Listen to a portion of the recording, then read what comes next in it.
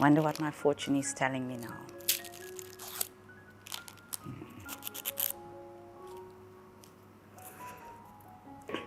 A secret admirer will soon send you a sign of affection. That's exciting. Janine wine is being produced in Stellenbosch. We're in the Muldersvlei Valley. Very dry. We don't have a lot of hills and mountains, so we're more of a bush vine setup. So most of our vines are bush vine. I produce with a farm out in Stellenbosch. And yes, so our Sauvignon Blanc, we source our Sauvignon Blanc grapes. The bush vine on the farm has been there for, I think we've got vines that goes far back as 30 years old vines. Towards last year, we took out some of our vines and we replanted a couple of trellises. Our red wine grapes, our Merlots and our Cabs, we grow on the farm, predominantly bush vine. And then, as I mentioned, that our Sauvignon Blanc grapes, we source Chenin Blanc. We also grow on the farm a bit of Chenin as well as Chardonnay. Our soil, clay soil, and yeah, it's pretty straightforward. It's a boutique style winery. We produce on small scale. We've got markets all over the world. Our biggest market currently is China that we export to. And we've got a beautiful tasting room, which is petite, cute, and got its own little flair to it. Well, J9 wine. My name is Janine. So when I decided to go on this journey, I remember I used to enjoy coming out to the winelands, enjoying wine. And when I see a bottle of wine, I always see that it's either a person's name or a farm's name on a bottle. And when I started this journey, I started mainly out of frustration, out of my corporate situation. And I remember speaking to Anton at the time, and he's like, okay, so you want to start this wine brand, this wine business. What are you going to call it? And I was like, J9. And he's like, well, how are you going to write it out? What does the brand look like? And I said, just a J and a 9. And that's my name. And it just tells a bit about my journey. And when you look at my brand, it really represents me. So we've got all sorts of colors of the rainbow, and I'm a very colorful person. So yeah, it just represents Janine and Janine's story. Our brand philosophy is pretty straightforward. We make wine that everybody would enjoy drinking.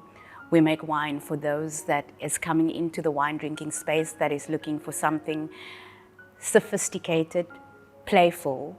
So more for the young professionals. You've left university, you want to impress your girlfriend, and you're like, well, we can't get a bottle of something that is, one of the well-known brands. I want to get something that is more sophisticated, but yet playful and not too complex. So we make wines easy drinking, easy on the palate. The bush vine wines, the bush vine grapes are more concentrated, smaller grapes. I mean, if you look at, it grows bushy. it's basically a bush. If you look at it. So what makes it exceptional is we do strain the vines so that the quality of the grape is much better. So the more we strain the vines from water, the better the quality becomes of the wine. So it's smaller grape, more concentrated, so you have those robust flavors of those deep berries. And it just makes it elegant, but yet not complex. It makes it more approachable as well. Young people of today have more of a sophisticated taste, I must say. if I look at my network of young, I mean millennials, if we should put it that way, we have a different way of looking at it. I mean, I grew up in a wine district. My family's from Franschhoek, and that is how I got exposed to wine. But if you look at the young people of today, they're actually more open to wine drinking. When I was growing up, it wasn't that much of a thing, drinking wine. It was more, okay, you have a beer or you have a cider. But today, I mean, the way that wine has been funked up, it's no longer, oh, you got to swirl the glass and, you know, lift your nose and have... Everybody is drinking wine now with TikTok, and social media is giving everybody an idea of drinking wine their own way. Wine is perception, and whatever works for you. And I think that a lot of brands have now the wine brands have gotten to that point where they realize that there is a young wine drinking market. It's just appealing to that market through your branding and your marketing and the messaging that you send out there. Well, I mean, my TikTok currently, to be honest, is non-existent. I'm still trying to find my TikTok goddess, if I should put it that way. I am a millennial, so I'm a Facebooker. So yes, you can check out my Facebook, you can check out my Instagram, and then our TikTok is still loading. I'm looking at doing a vlog as well, so YouTube channel, get that going. And really just trying to get word out there that we are a funky brand, and we I do things completely different. I pair my wines with all sorts of things. I don't know if it's R-rated or S-rated. But yeah, I do pair my wines with different things that people would be like, oh wow, I never thought about that. And also just creating that space, especially for females, to be liberated whilst drinking my wine. Yes, so we have a tasting room in Stellenbosch where we have our wines. And then I recently applied for a space at Houtbay Harbour, so we're opening a wine tasting room at Houtbay Harbour soon.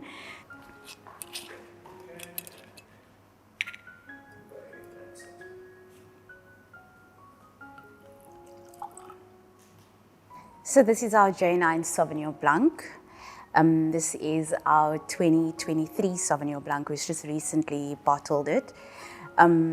Fruit forward, easy drinking. It's a wine that our grapes come from a warmer climate, so it's more tropical fruits that you will taste in the wine.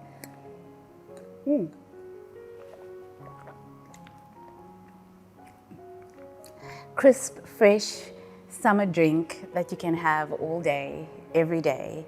And yeah, it's just a simple, easy drinking Sauvignon Blanc that is just not complicated. It's just, you can have it every day. Well, I would love to, like with my Sauvignon Blanc, to be honest, I enjoy some calamari. So I live close to the coast, so I just go down to Houtbay Harbour, and I grab myself some fresh calamari.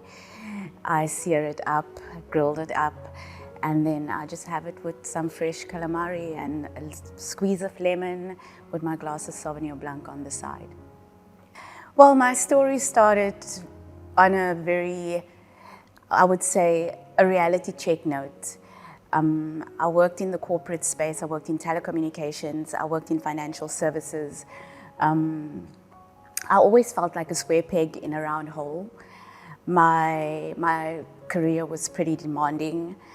I'm a single mom of two, and for me it was just, I felt trapped in a way that I really want to make changes, and my career is just taking so much out of me. And I remember going to the doctor, and the doctor gave me a script. He's like, well, you technically depressed, like it's a mild depression. And I was like, well, it's either depressed or depressed, like there's no mild depression. And he's like, okay, to be honest with you, you're gonna have to make changes in your life and try and get some of the pressure off. As a mom, as a career woman, you have to find some form of balance in your life. Here's the medication, the script for your medication, and then yeah, take it from there. that day I left work early. I didn't, because went to the doctor during my lunchtime. I just decided I'm just going to take the day off, the rest of the day off.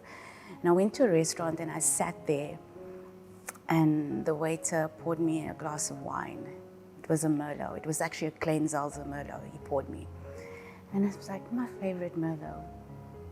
And I'm sitting and I'm really thinking about my life decisions. I'm thinking about my kids. I'm thinking about my career. I'm thinking where I am at and what will make me happy, what will truly serve my soul.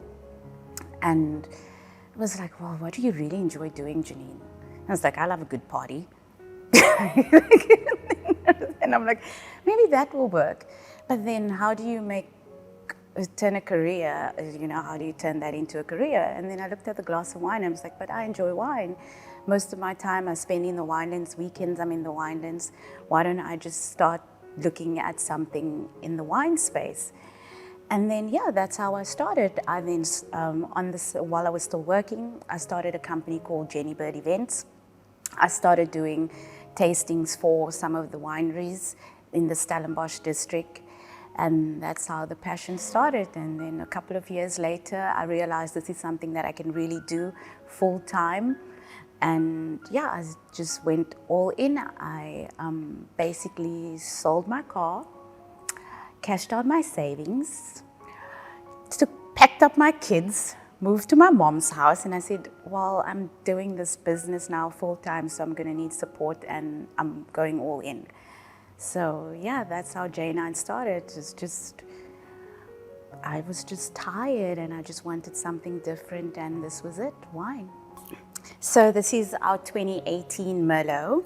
So this is pretty much a straight Merlot. These grapes we grow on the farm. We've got about 2 hectares of Merlot block. Our blocks is about 20 years old.